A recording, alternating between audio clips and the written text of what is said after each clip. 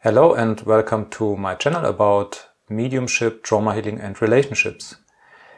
In this video I would like to explain some of the core principles of honest sharing, a modality, a method of communication that allows us to transform our suffering in relationships, whether these are conflicts or rejection or loneliness whatsoever.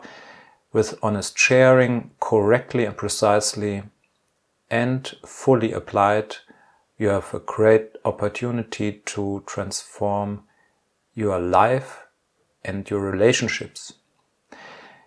If you want to know more about this modality, please look at the description.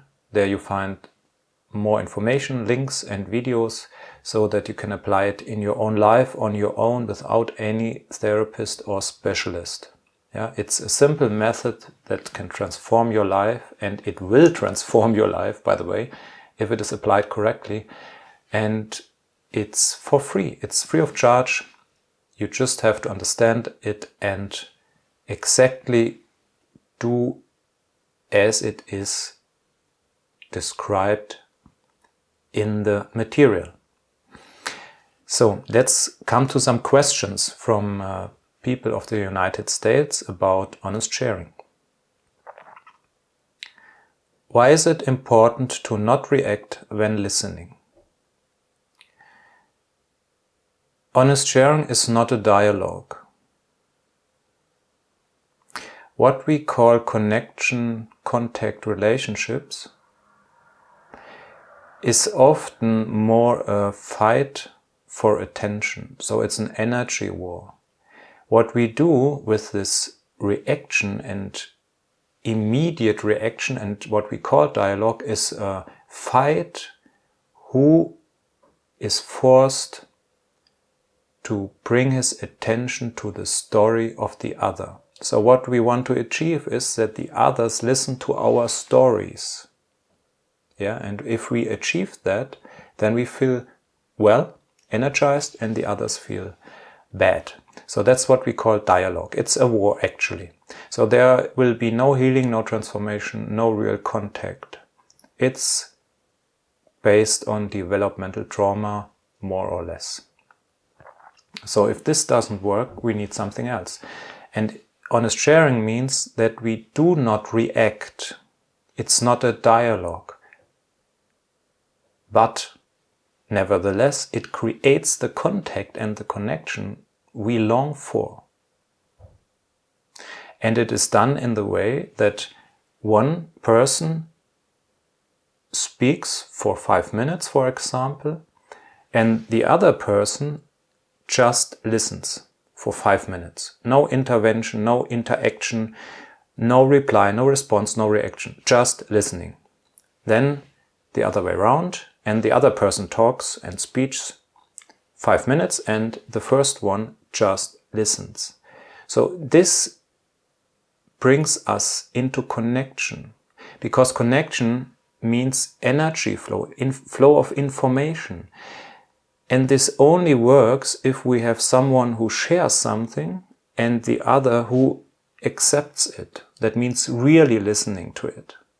Not just listening and to prepare the reaction. I mean really listening, just letting it in. And this real listening is only possible if that what we listen to is not threatening us, is not a burden. Yeah. So we need a special way how to do the honest sharing, and this is described in the material. I will not do that in this video. But the reason is to create this energy flow, that real contact to nervous system must be in a more or less relaxed state, and one shares what's inside of him or her and the other truly really listens. So this creates the connection, and that's the reason why the process is designed in that way, that it's not a ping pong, it's not a reaction, and there are no reactions at all involved. It's just talking and listening. No reaction. This has to be understood. And this brings the solution, although it first may appear strange. Yeah, but you have to find out. So that's the reason. if there is the impulse to react, that means either two possibilities. Either what you heard was not real honest sharing and your system wants to defend against it. One possibility. The other possibility is that what you heard was correct, honest sharing, but it triggered emotions in you that you want to escape from. And usually we escape from it by reacting, by doing something, by reacting on it, instead of feeling it. And later, when it's our turn, share it. So that's the reason why there is no reaction involved in honest sharing.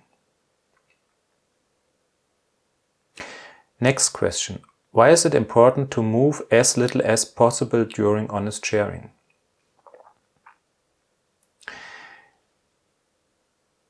It's about distorted energy. And the main or the most important connection is between our hearts, and this means the emotional level. This is our core, the core also of our biology. Yeah. It's hard to explain that in a few words, but what happens as a child is that the full connection, which is mainly through emotional expression, had to be was distorted by the environment. And that means for the child it has to direct its life force through side channels. And it cannot express itself through the main channel.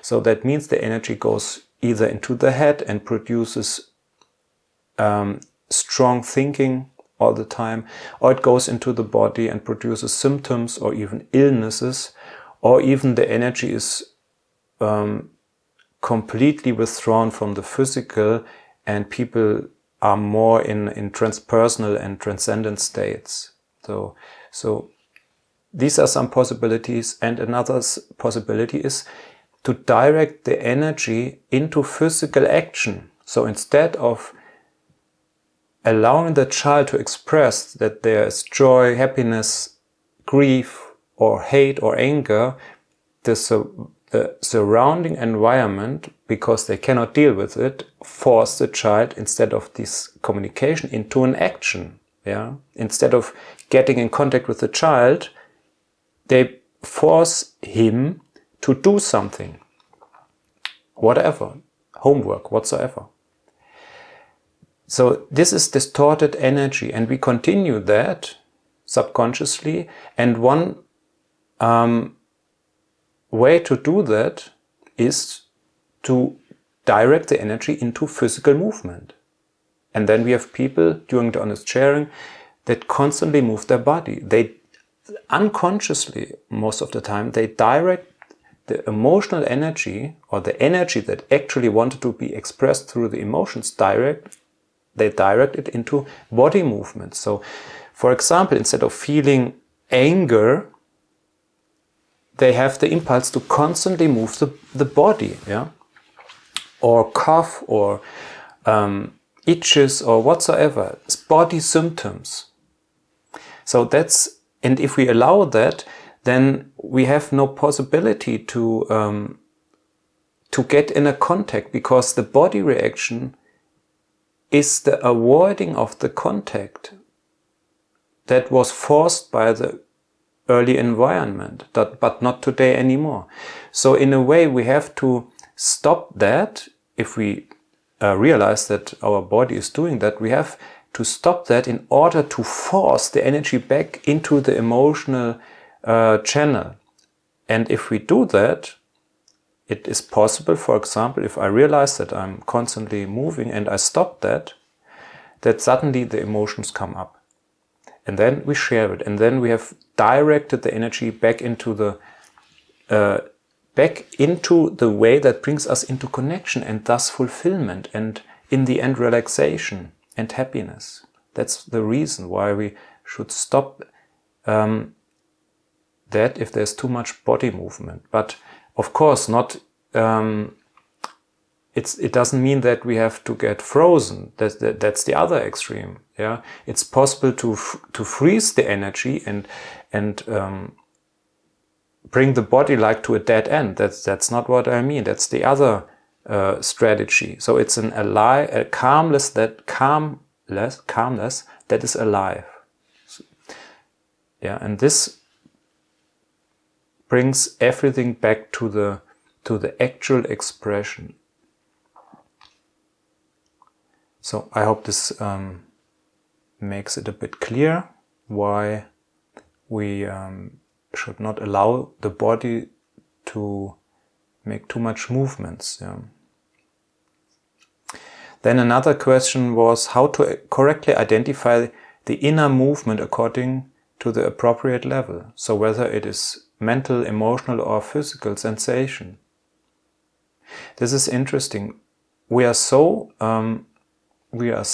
destroyed that many people don't even are able to say what that is, what they perceive in them. So there is something and they can't even say if this is something of the physical body or the emotions. Emotions, for example, are joy, grief, sadness, jealousy, hate, anger.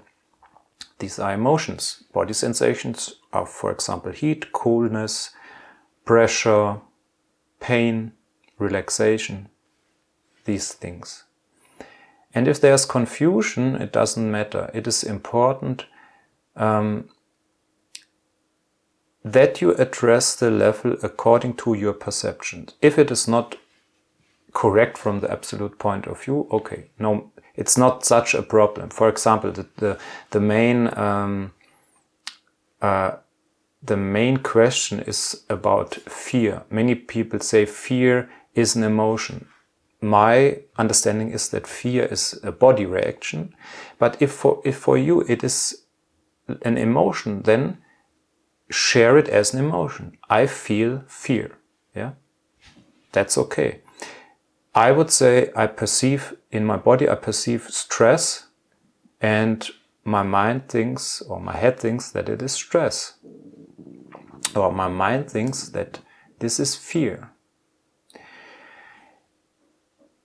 And the question itself is a mental process. So you also could share that. My head thinks that I am unclear about this perception. Or my head thinks that I don't know which level that is what I perceive currently. So don't get trapped into questions and problems. This is all mental movement and itself a trick to avoid the contact. Do it as you perceive it, but clearly use the phrases in front of the sentences.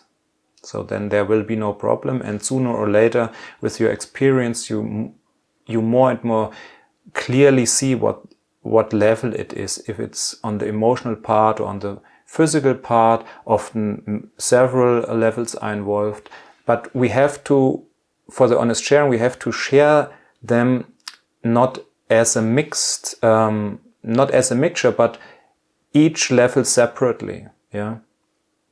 So you share what's on the emotional level, you share what's on the physical level and on the mental level. Then there was another question about regularly attending local groups. Yes, many people just come if they feel bad, if they think they need some support. Well, that's okay. Yeah, that's okay. But the real deep transformation happens only if you regularly attend a local group, whether you are feeling good or bad, independent of your state, of your emotions, of your situation. If you constantly, every week, visit a local group and do the process, then the transformation that will happen is so deep, so great, that you no longer depend on states, on suffering or happiness. You will reach a realization where you clearly see that you are that you are not the suffering, that you are not the happiness, that you have nothing to do actually with all the stuff that is going on in your body-mind system. And this is the deep transformation that is possible. And if you just come to the group if you feel bad, then it's like, you stay in the poles feeling bad and try to get a fix. Honest sharing is not about fixing problems. It's not about transforming suffering. It has no goal. It's not a strategy. It's not a path. But if you do it regularly, you will have a deep transformation. But if you use honest sharing as a strategy to transform or avoid suffering, then the deep transformation that is possible will not happen. Yeah, something may happen, something good. But what's really possible, you miss. So my recommendation is, I know there's resistance, I know, but you can also visit a local group and do the process with your resistance. Then share the resistance, but it's important to do that regularly. And something magical will happen. You can't even imagine. It's really unbelievable. And what you have to sacrifice is what we call ego. That's the price.